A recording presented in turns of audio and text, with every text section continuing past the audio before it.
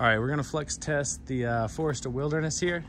As you know, it comes with an extra 1/2 inch of lift from the factory, and I've heard from a reputable source that the struts are longer, which means more travel, more articulation. We're gonna test that. Before we do, we're gonna see what a nicely modified vehicle can do, and that is this lovely vehicle right here.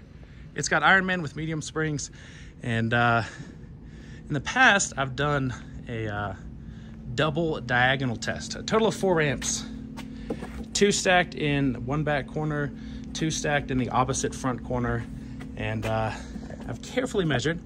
And when the tire's only in this flat part, not this raised part, but when it's nicely in here, this is 8 3/8 above the ground, and double stacking them adds 2.5 inches. I recently bought another pair, and so now I have, I have 8 total. You can use them stacked. You can drive right up on it. No trouble at all. They're a little tricky to separate, but you know, you just gotta use some strength. Anyway, let's see what the old Forester can do.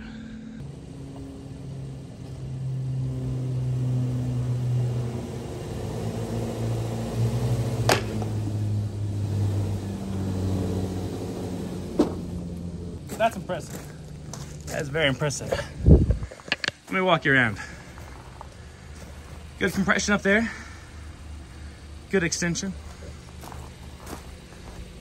And I'll show you what the opposite side looks like and you can compare. Big old tuck, look at that, up in there. Big old droop. Absolutely awesome. So if you add up the 2 corners, each one of these is 8 3/8. Double that, you get 16 3/4. Plus, you gotta put a little plus mark because we have not maxed it out. That tire is still on the ground, and this tire is still on the ground. So to me, this is the gold standard. There might be better setups, but the Ironman with the medium springs. Now let's start testing the Wildy. We're gonna be doing that with a single ramp on each corner because there's no way it's gonna do a double on each corner. All right, we're gonna test the Wildy. We got a ramp in front of that corner, just a single ramp. And in the opposite corner, we have another single ramp. Let's see if we can do this without drama, without any wheel spin, without lifting a tire.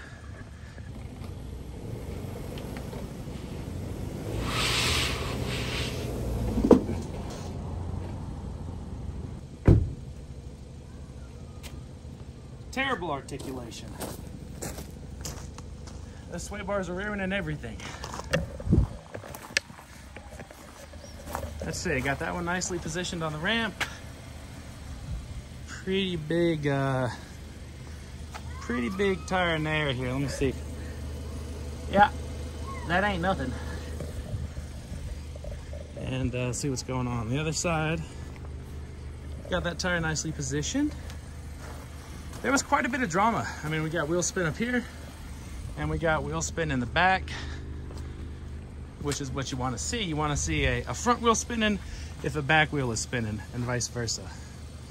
Now we're going to disconnect the sway bars and repeat the test. All right, using a 17 mil, we're going to take this one loose right here.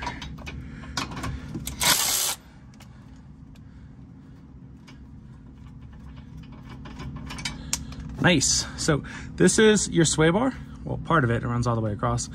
And then this shiny vertical thing right here, this is your end link. And we're gonna remove that, leaving the sway bars in place, and we're gonna repeat the test. So now I just gotta zap that one way up there.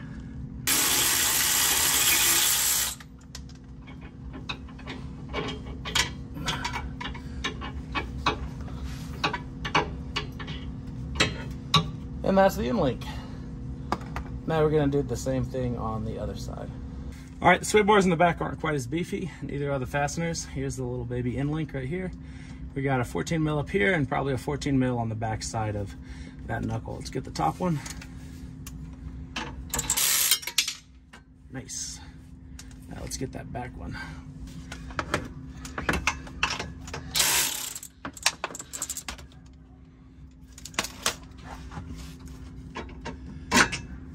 Nice, that's the end link. They're the stupid end links. All right, let's repeat the test. We've got a single ramp back here and a single ramp up there. I got a good feeling about this one. I think it'll do this no problem.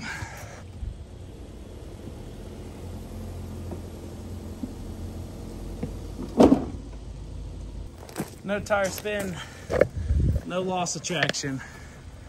That's pretty nice. That's pretty nice.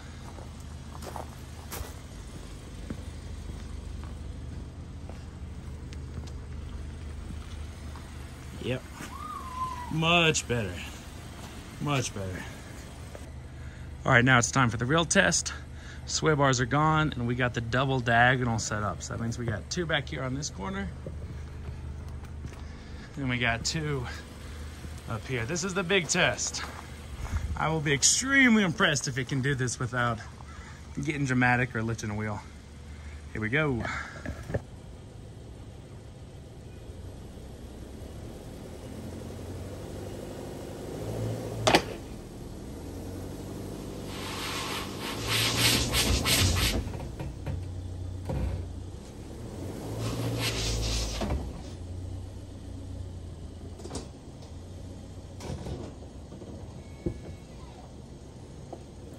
Not quite.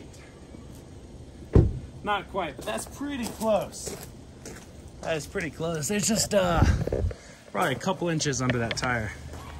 So we would subtract a couple inches from the total. So instead of 18 3/4, it'd probably be 16 3/4. Let's take a look. I know it's hard to tell. There's my hand for reference.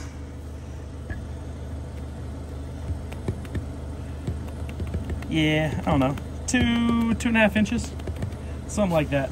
Pretty impressive though for the struts from the factory. I like it.